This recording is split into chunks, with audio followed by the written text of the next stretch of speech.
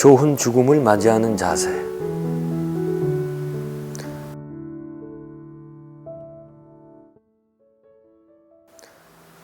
세간에서는 우리의 죽음과 관련해서 9988234라는 재미있는 숫자가 유행하고 있습니다. 많은 분들이 이 숫자의 뜻에 대해 들어본 적이 있을 겁니다. 99세까지 팔팔하게 살다가 2, 3일 아프다 죽는다는 것이 그것입니다. 그러니까 가능한 한 오래 건강하게 살다가 2, 3일만 아프다 죽고 싶다는 것이죠. 이런 바람을 갖는 것은 충분히 이해가 됩니다. 죽음 자체가 두렵고 싫지만 죽음이 임박했을 때 아픈 것도 싫다는 것입니다. 그래서 잠깐만 아프고 바로 죽자는 것이죠. 이와 비슷한 얘기를 들은 적이 있습니다. 일본 어딘가에 꼴깍사라는 절이 있답니다. 이 절이 유명하게 된 것은 이 절에서 빌면 잠잘 때 꼴깍 보내준다고 하기 때문입니다. 그러니까 잘 때 아무 고통 없이 임종할 수 있다는 것입니다. 얼마나 죽음이 두렵고 아픈 게 싫었으면 이렇게 빌겠습니다. 네, 다 이해가 됩니다. 그런데 이렇게 죽음을 맞이하는 데에는 문제가 있습니다.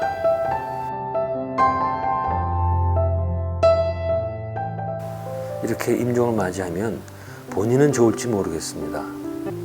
편하게 죽음을 맞이하니 말입니다. 그러나 남은 가족들은 어찌합니까? 자신들이 사랑했던 부모나 배우자가 갑자기 이렇게 간다면 그 허망함과 슬픔을 어찌하죠? 이별을 제대로 못했으니 그 한을 어찌하느냐는 것입니다. 사랑한다고 한 번이라도 더 말하고 싶었는데, 미안한다고 내 마음을 꼭 전하고 싶었는데, 눈을 마주치고 한 번이라도 안아드리고 싶었는데, 그렇게 황명하게 가버리면 남은 사람들은 그 아픔을 어떻게 하나요? 우리는 남은 가족들도 꼭 생각해야 합니다. 그리고 이렇게 가는 것은 본인에게도 결코 좋은 게 아닙니다. 물론 그 전에 자신의 죽음을 다 준비했다면 문제가 없겠지만 준비나 없거나 미흡하게 했다면 이런 죽음은 본인에게도 큰 손해가 됩니다. 이전에도 누누이 이야기했지만 임종 준비를 제대로 하지 않으면 어렵게 살아온 이번 생의 의미가 퇴색할 수 있습니다. 그러면 어떻게 죽음을 맞이하는 게 가장 좋을까요?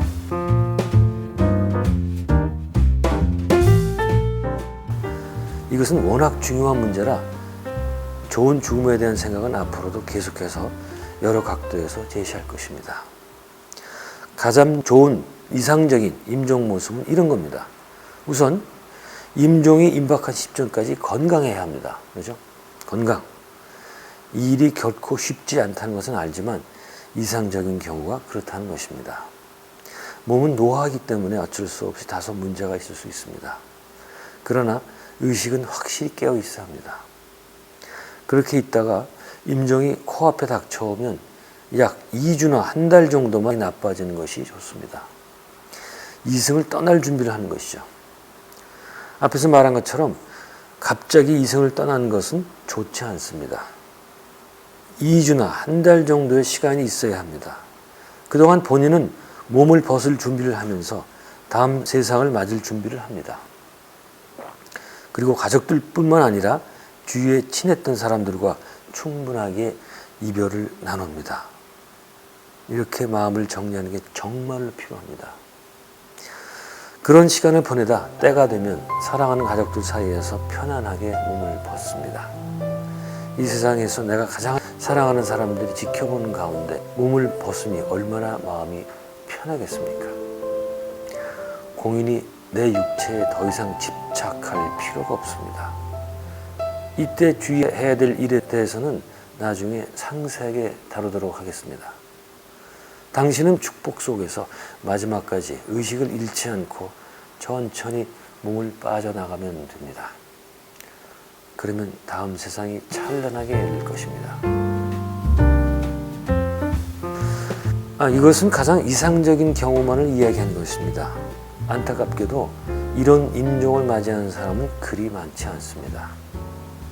앞서 말한 것처럼 우리 대부분은 임종 전 몇 달 혹은 며칠 전부터 의식불명 상태 혹은 의식이 오락가락하는 상태로 있다가 속절없이 임종을 맞이하기 때문입니다.